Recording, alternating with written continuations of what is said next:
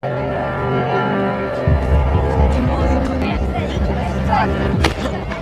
check yourself, Peckerwood. The fucking I'm about to book your ass. Bare Perbahaners in Patch Yes, yang artinya halo apa kabar. Kali ini saya akan merangkum sebuah film berjudul Shot Color yang dirilis tahun 2017 dengan rating 7,3 di IMDb. Film ini disutradarai oleh Rick Roman dan dibintangi oleh beberapa aktor yang tidak terlalu terkenal. Tetapi alur cerita yang menarik di sini membuat saya tertarik untuk membahasnya.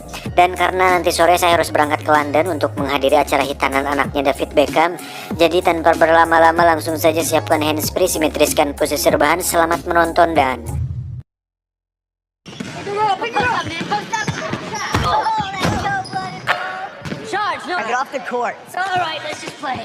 film ini akan bercerita tentang seorang pria bernama Jacob. Dia adalah seorang pekerja kantor biasa yang memiliki hidup normal, sekaligus seorang ayah yang memiliki istri dan sebuah anak yang masih kecil.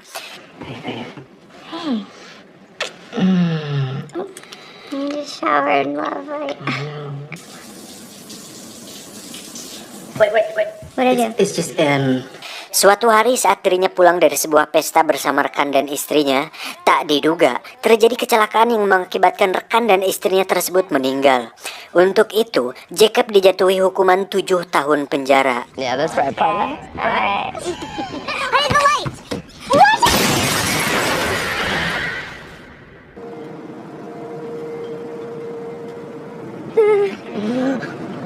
Dan disinilah semuanya berawal.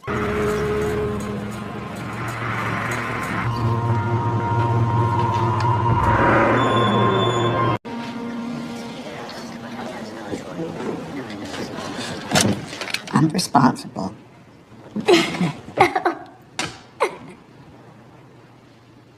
Jacob yang baru pertama kali masuk penjara harus bisa menyesuaikan diri untuk bisa bertahan hidup di penjara tersebut.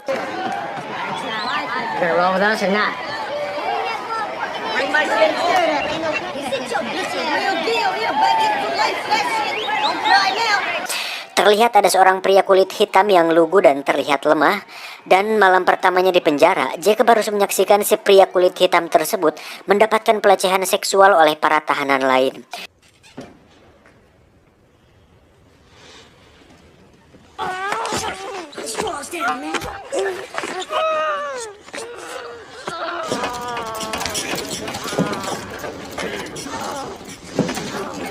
Di situ Jacob sadar bahwa untuk bertahan hidup di penjara, dirinya harus terlihat kuat dan punya keberanian di sana.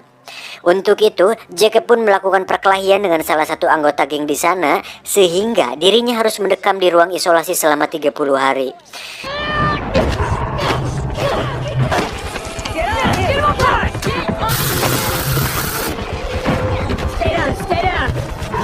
Fish has heart. Step in. Leave your dirties by the door.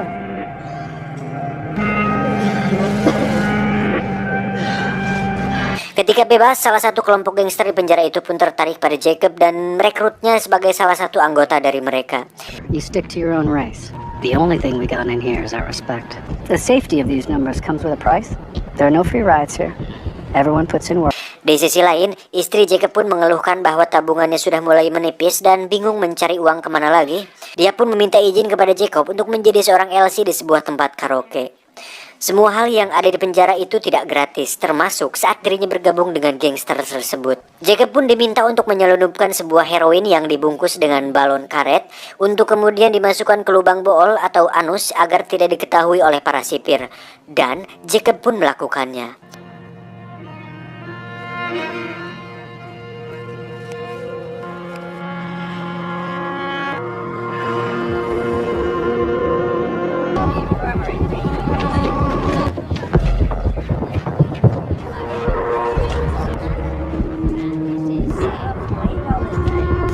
No loader in Jenkins. Let's go.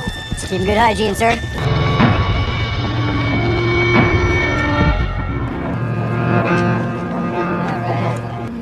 Keep putting in that work, money man.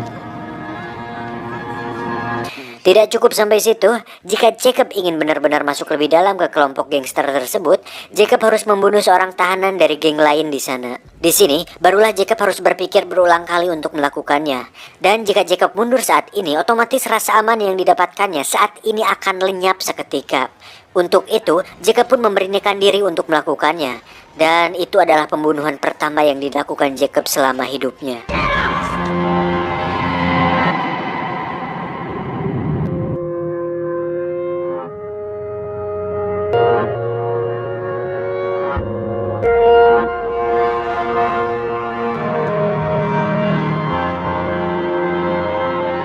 Beberapa tahun berlalu, kini Jacob sudah terlihat berbeda dengan kumis dan rambut layaknya gangster sungguhan.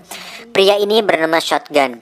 Pada adegan ini, Jacob diberitahu oleh Shotgun bahwa ada seorang pria bernama Herman Gonzalez yang merupakan salah satu orang yang paling berpengaruh di sini dan di luar gangster ini. Suatu hari terjadi sebuah kerusuhan antar geng di mana Jacob terpaksa ikut di situ. Dalam situasi tersebut, terlintas dalam pikiran Jacob untuk memanfaatkan situasi tersebut agar mendapatkan respect dari Herman.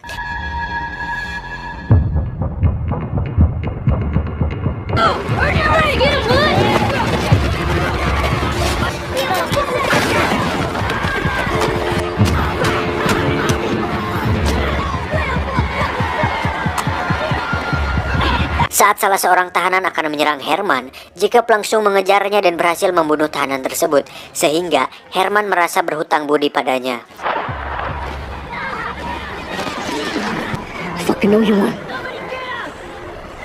Namun karena tindakannya tersebut, Jacob harus mendapatkan penambahan hukuman selama 6 tahun penjara.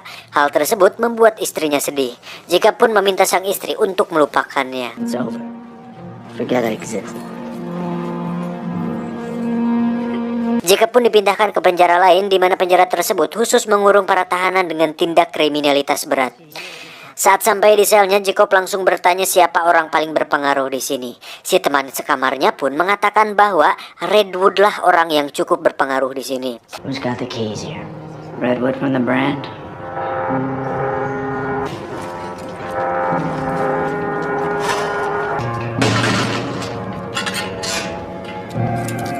Setelah saling bertatap muka, mereka pun melakukan percakapan dan Redwood mengatakan bahwa dia bukanlah penguasa sebenarnya di dunia gangster karena hanya ada satu pemimpin tertinggi yang bernama The Beast.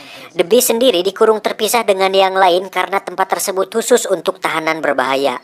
Untuk itu Jacob pun melakukan perkelahian dengan salah satu tahanan berbahaya di sana.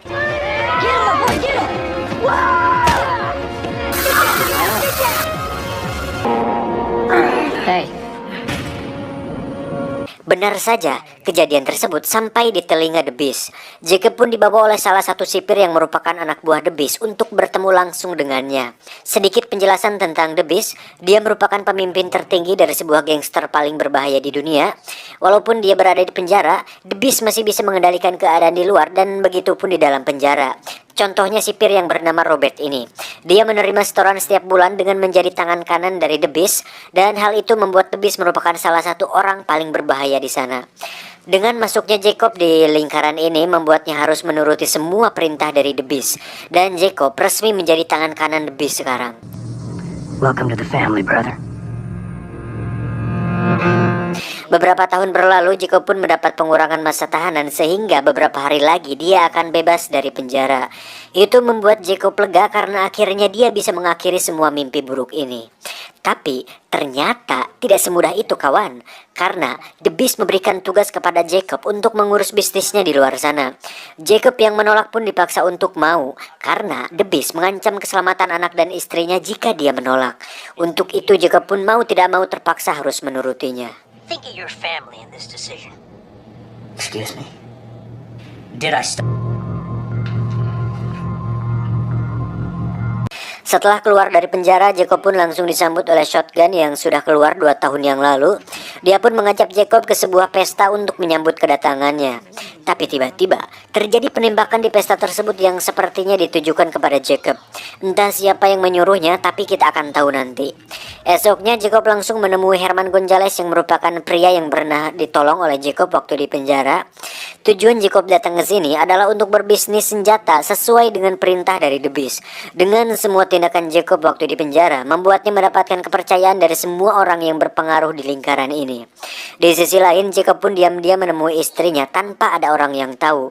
Karena jika ada salah satu anggota gangster tahu, maka keluarganya tidak akan aman. Jacob pun memberikan uang kepada istrinya, namun dia menolaknya. Oke, sampai sini saya akan jelaskan situasinya. Jadi setelah semua yang telah dilakukan Jacob, sebenarnya itu merupakan sebuah keinginan untuk bertahan hidup, dimana jika dia tidak menjadi apa-apa di penjara, mungkin saja sekarang dia sudah mati. Namun masalahnya sekarang adalah Jacob harus terlanjur terjebak di lingkaran tersebut tanpa bisa kembali ke kehidupan aslinya. Esoknya, sang istri membawa anaknya Jacob untuk menemuinya. Anak Jacob yang sudah besar pun mengungkapkan kekecewaannya kepada Jacob karena tidak pernah memberinya kabar selama ini, yang padahal Jacob melakukan itu hanya untuk melindungi mereka berdua. You, your mom, are on your own trajectory now. I get why you pushed us away. It was to protect us.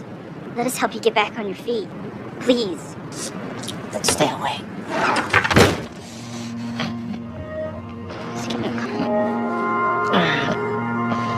Tak bisa tinggal diam, Jacob pun memutuskan untuk membuat sebuah rencana demi mengakhiri ini semua.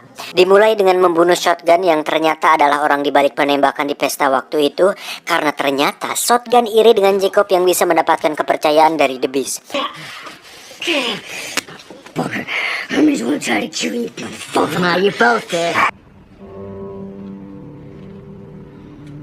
Selanjutnya, Jacob hanya tinggal mengurusi bisnis The Beast. Di tengah perjalanan, Jacob pun diam-diam memberikan lokasi transaksi senjata tersebut ke pihak kepolisian. Jadi ketika sampai, polisi langsung menggerebek lokasi tersebut dan terjadilah tembak-tembakan yang mengakibatkan Herman dan semua anggota gangster mati. Jacob yang sudah mengetahui itu hanya tiarap dan menjadi satu-satunya orang yang selamat dalam insiden itu. Dan disinilah dia sekarang. Polisi menawari kebebasan kepada Jacob dengan satu syarat, Jacob harus memberitahu semua bisnis dan bukti kejahatan The Beast. Namun, Jacob menolak karena dia tahu bahwa jika dia melakukannya maka keluarganya akan dalam bahaya. Dan Jacob lebih memilih kembali ke penjara. Dan kalian tahu ke penjara mana dia dikirimkan? Ya, ke penjara di mana Beast berada.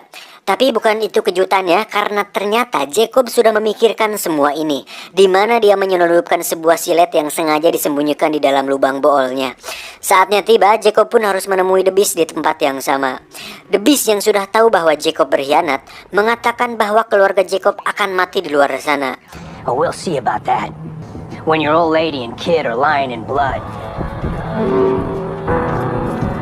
Saat akan dibawa kembali ke sel, Jacob langsung mengeluarkan siletnya dan memaksa Robert untuk masuk ke dalam kurungan. Jacob pun mengambil kunci kurungan tersebut dan membuka kurungan The Beast. Dari situ terjadi pertarungan di antara mereka berdua yang dimenangkan oleh Jacob. The Beast pun tewas dengan leher digorok menggunakan silet yang dibawa oleh Jacob. Setelah The Beast tidak ada, Jacob pun menjadi satu-satunya orang yang berkuasa sekarang. Robert diminta untuk tutup mulut tentang masalah ini dengan imbalan bayaran 3 kali lipat yang pernah diberikan oleh The Beast. Robert pun menurutinya. You're running the show. Setelah semua yang terjadi, akhirnya Jacob pun bisa tenang karena anak dan istrinya bisa tenang dan aman di luar sana. Dan Jacob sendiri harus menerima fakta bahwa dirinya akan mendekam di penjara selamanya. Tamat, ending yang cukup membagong.